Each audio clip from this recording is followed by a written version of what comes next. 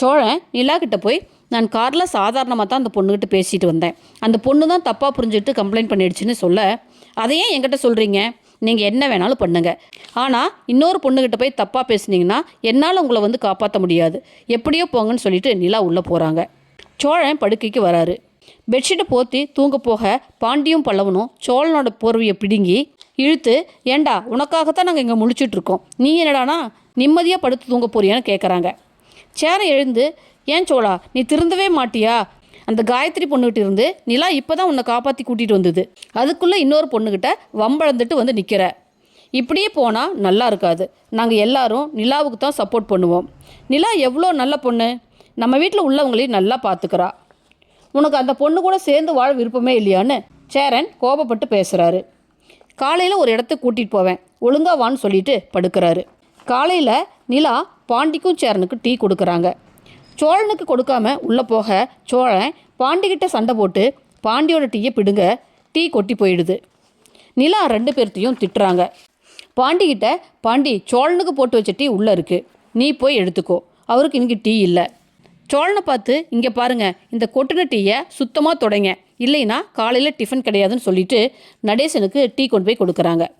Natesan paper படிச்சுட்டு காஃபியா டீயான்னு கேட்க ஹார்லிக்ஸ்னு கிண்டல் பண்ணுறாங்க. நடேசன் ஒரு பேப்பரை கொடுக்க நிலா போய் உட்காந்து பார்க்க அது ஸ்போர்ட்ஸ் நியூஸ் பக்கமாக இருக்குது. நடேசன்கிட்ட போய் நின்று எட்டி எட்டி நியூஸ் பேப்பரை பார்க்குறாங்க. அப்போது நடேசன், ஒரு பேப்பர் உனக்கு கொடுத்தேன்ல, அதை போய் படி, இங்கே வந்து நின்று எட்டி எட்டி பார்க்குற அப்படின்னு கேட்க அது ஸ்போர்ட்ஸ் நியூஸாக இருக்குது அப்படின்னு சொல்கிறாங்க.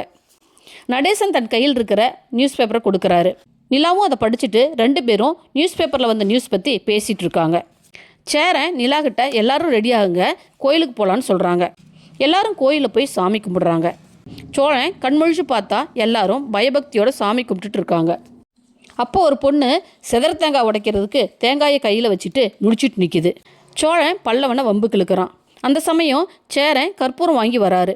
சேரன் கற்பூரத்தை ஏற்றி சோழனை சாமிகிட்ட பாவ மன்னிப்பு கேட்க சொல்கிறாரு.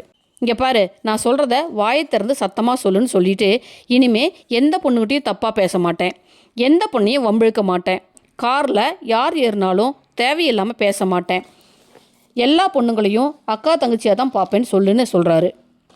சோழன் முனகிட்டு எல்லாத்தையும் சொல்கிறாரு. ஆனால் அந்த செதற தேங்காய் உடைக்க வந்த பொண்ணையே பார்க்குறாரு. ஏன்ன இதுக்கு நாம் 2 பேரும் மட்டும் கோயிலுக்கு வந்திருக்கலாம்ல அப்படின்னு சொல்ல சேரன் கற்பூரம் மேலே சத்தியம் பண்ண சொல்கிறாரு.